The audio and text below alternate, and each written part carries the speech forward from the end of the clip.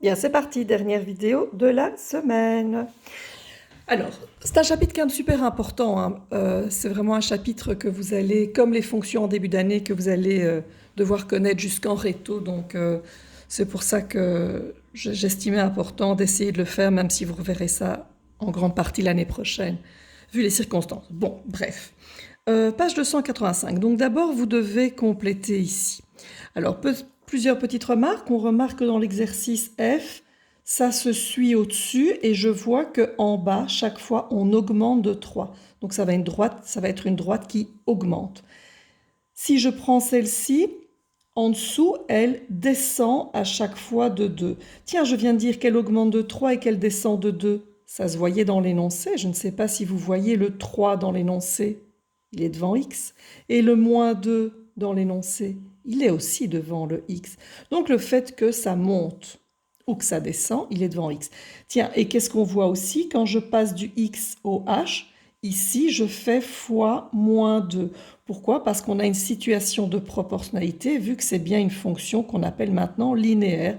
Mais quand c'est proportionnel, je peux directement, rien qu'avec une multiplication, passer de x à la fonction. Voilà, la suite. Et alors, les réponses ici, nous avons donc... Vous voyez comme ça? Voilà. Vous voyez donc le graphique.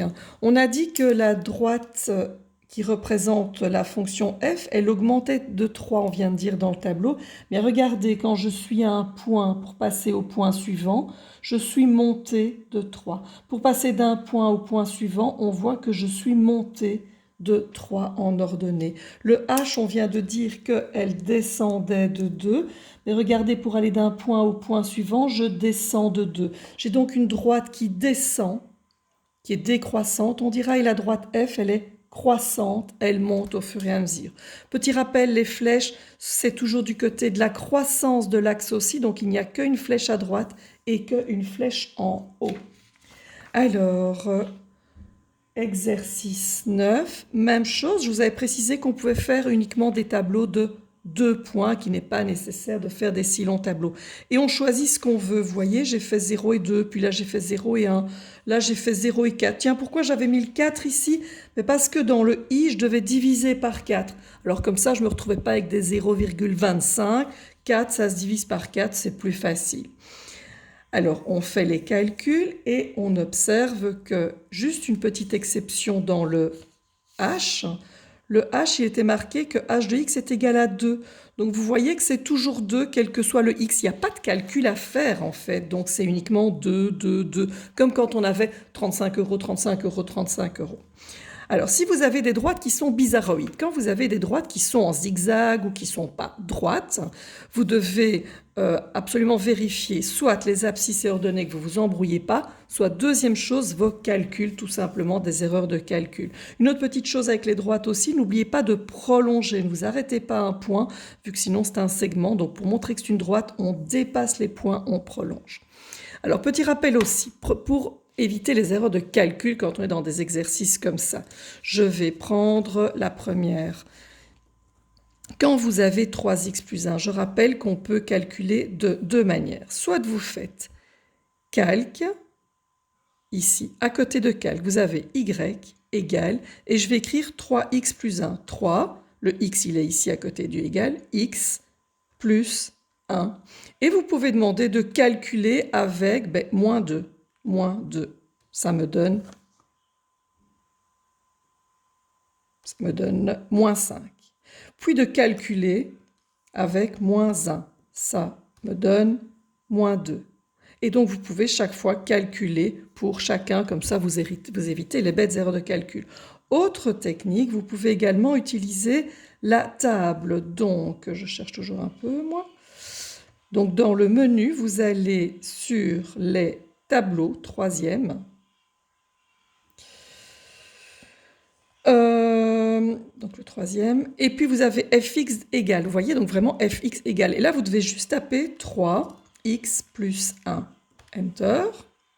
Une fonction g, non, on n'a pas de fonction g, nous, c'est quand il y aura des comparaisons de fonctions, on n'en a pas. On commence à combien? On commence à moins 2, moins 2. Et on termine à 3. termine à 3. Les pas de 1, ça veut dire que oui, on fait bien 1 à chaque fois d'écart, donc c'est bon. Et vous allez avoir un tableau qui donne les réponses. Le tableau est juste dans l'autre sens, mais regardez, moins 2, moins 5, moins 1, moins 2, 0, 1, 1, 4, je descends, 2, 7 et 3, 10. Voilà, donc pour ceux qui ont des erreurs de calcul, si c'est un zigzag, c'est erreur de calcul ou de placement abscisse ordonnée. Voilà, je vous remonte bien pour faire un arrêt sur image. Moi je les ai toutes mises sur un seul repère cartésien en couleur. Voilà. Page 286, il fallait associer, alors regardez à ce qu'on vient d'expliquer, au tableau 1, je vois qu'on fait moins 1, tableau 2 aussi moins 1, tableau 3, on fait plus 2. Donc déjà, ça veut dire que j'ai une droite qui descend, qui diminue de 1, et il y en a une seule qui augmente, donc déjà la seule droite qui monte, c'est celle-là. Donc le tableau numéro 1 va aller avec le graphique numéro 2.